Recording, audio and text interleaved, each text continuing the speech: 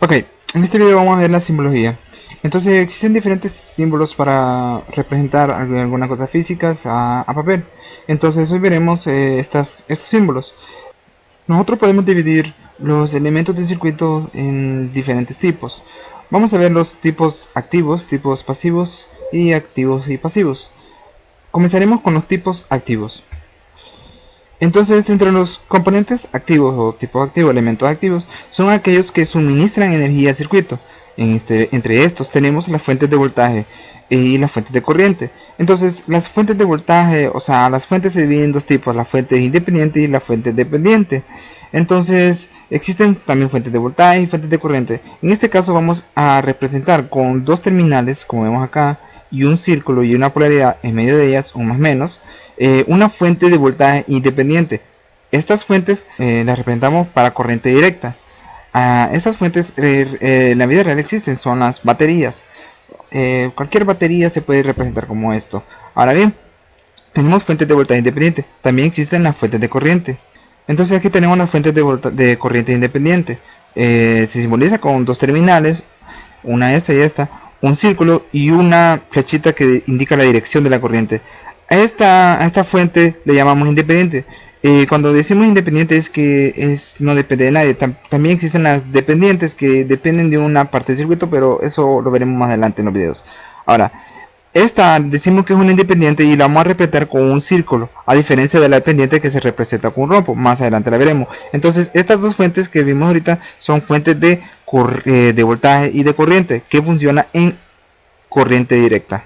Entonces también tenemos las fuentes de voltaje dependientes. Esta se representa con dos terminales, un rombo en medio y la polaridad que indica dónde va el más menos. Ahora, cuando ponemos un rombo en vez de un círculo a diferencia de la otra, estamos diciendo que es una fuente de voltaje dependiente. Cuando decimos que es una fuente de voltaje dependiente, decimos que depende de un elemento del circuito, ya sea una corriente o un voltaje. En el siguiente video lo veremos y cómo se utilizan y cómo funcionan internamente. Ahora bien, tenemos las fuentes de corriente dependientes. Estas también dependen de un elemento del circuito. Ahora bien, se representa con dos terminales, un rombo en medio y una flecha que marca la dirección de la corriente. Estos elementos son componentes activos que funcionan en corriente directa.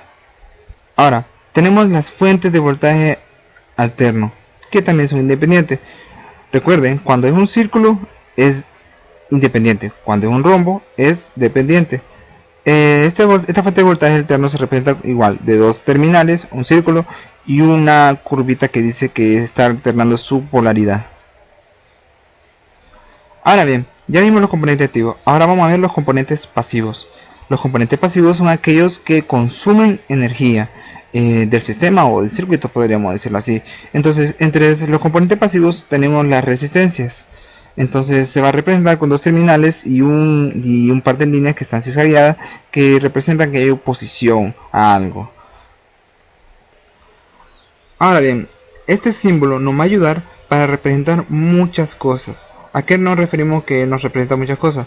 Bueno, una resistencia se refiere a algo que se opone al paso de la corriente, por decirlo así, en estos momentos. Ahora, ¿qué puede ser una resistencia? Bueno, si estás en tu casa, ese foco que está alumbrando tu casa es una resistencia. El motor de tu ventilador también es una resistencia. O digamos, la estufa también es una resistencia. Todos esos electromagnéticos que consumen energía la representamos con este símbolo de acá, como una resistencia. Entonces, todo aquel elemento que consume energía es un componente pasivo, ya sea una estufa, ya sea un refrigerador, ya sea un ventilador, ya sea un foco, ya sea no sé, tal vez tu celular, es una resistencia. Todo eso lo representamos con este símbolo de acá. Entonces cuando veremos esto puede ser una resistencia, puede ser una estufa, representa cualquier cosa que está consumiendo. Ahora bien, tenemos los elementos pasivos y activos. Los elementos pasivos eran aquellos que consumen energía del circuito. Los activos son los que suministran energía al circuito. Ahora, existen elementos que son pasivos y activos. ¿Cuáles son? Bueno, el primero que vemos ahorita son los capacitores. Son elementos pasivos y activos que en una parte del momento del circuito consumen energía y en otra parte del tiempo suministran energía. Entonces vamos a representar un capacitor con dos terminales y una línea perpendicular a ella y una curviada a ella. Ahora, cuando decimos que este es una curviada, vamos a decir que es un capacitor electrolítico. Recordemos que el capacitor se mide en faradios, tiene una capacitancia que se mide en faradios. Ahora, cuando decimos que es electrolítico, significa que tiene una polaridad. ¿Qué significa que tiene una polaridad?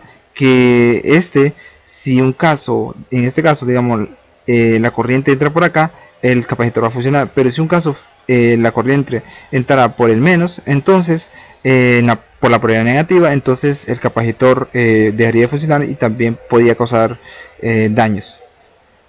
Ahora bien, tenemos los capacitores electrolíticos y también los capacitores de paso. Los capacitores electrolíticos más que todo funcionan para corriente directa o para un filtro. Ahora, los capacitores de paso no tienen polaridad. Son tanto entra por acá o puede venir por acá. Fluye la corriente por acá o fluye por allá. Entonces se le llama capacitor de paso. Algunos lo conocen como capacitor cerámico, que es lo mismo. No tiene polaridad, sirve para corriente alterna.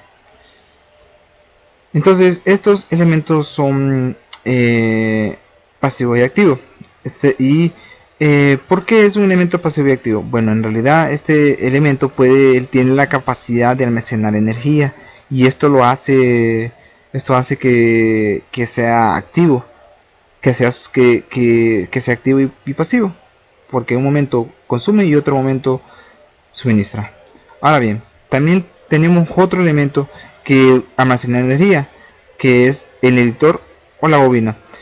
En un caso, un inductor simplemente es un conductor enrollado sobre un núcleo que hace que un campo magnético puede producir un campo magnético sobre él y no sé qué.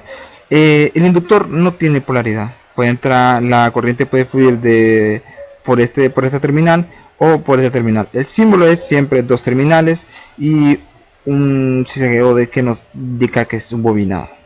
Ahora, el inductor, su unidad se mide en henrios.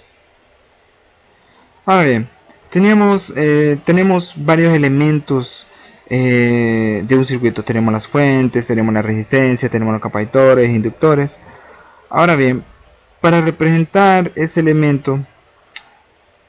un elemento de circuito, vamos a decir que este es el símbolo, una terminal y un rectángulo dentro de él que representa un elemento de circuito. ¿A qué me refiero que es un elemento de circuito? Se refiere a que puede representar tanto a una resistencia, como a un capacitor, como a una bobina y como una fuente.